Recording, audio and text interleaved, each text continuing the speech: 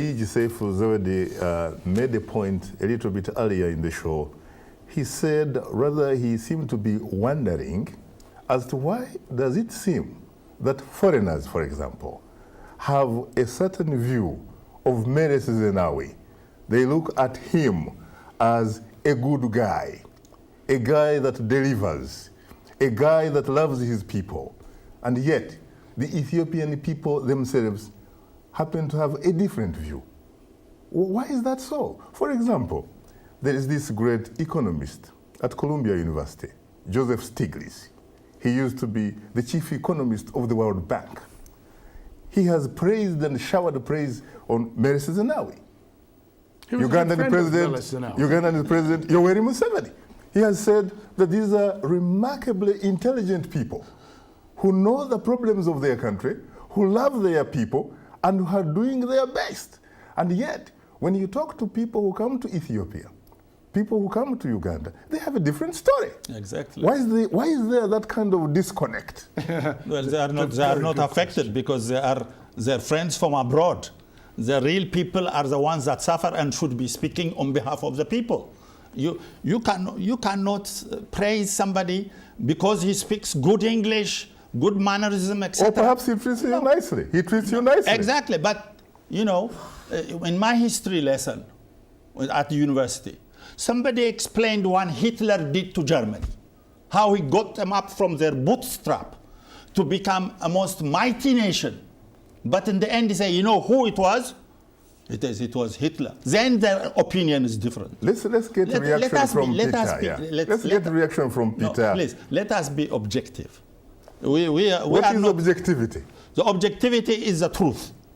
The truth, we say, we Ethiopians, except his own sect, which is 5% of the population in Ethiopia. He certainly must have much more than 5% support. No, he has.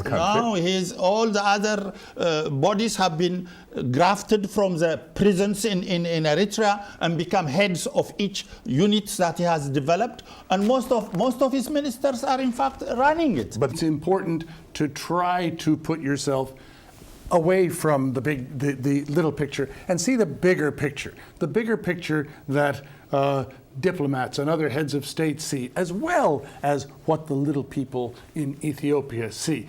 The people of Ethiopia really have very little voice. They're not able to say what they really think. Very little. Do they have any? Nothing. Yeah, because the state controls the media very, very tightly. And to that extent, I'll agree completely with my friend. But there is a different side, another side to the story. The side that Yoweri Museveni sees, the side that the United States government sees, the side that the climate change negotiators and Joseph Stiglitz see. And that is a man who was really, by any standard, brilliant. Hello, Shaka, it is Charles.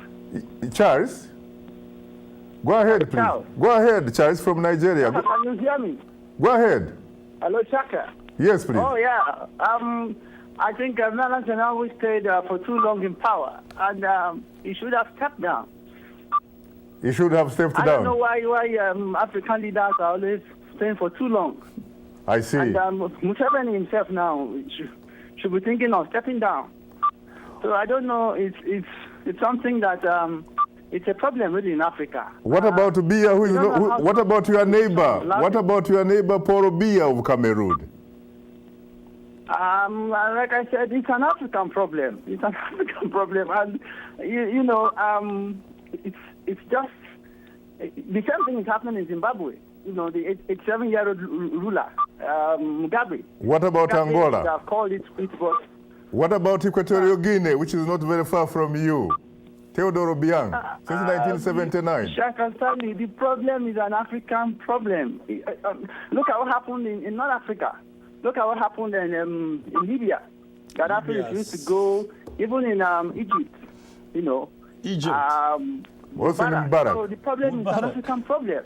But is it the issue really of staying long, or is it a question of not delivering, not doing the right thing? Because frankly, let's face it, there was a man called Lee Kuan Yew. Yes. From Singapore. We know. He ran that city-state for 31 good years. but he had something to show for it.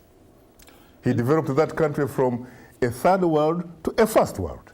But to be, in principle, in a democratic country, in a pluralist democratic country which everybody ought to aspire, all our problems of starvation, all the shortcomings that we are mentioning could be solved if our country was democratized and actually everyone else is represented in the seat of government. Now the dictators, when they say a word of propaganda, all the media in the world carry out their news.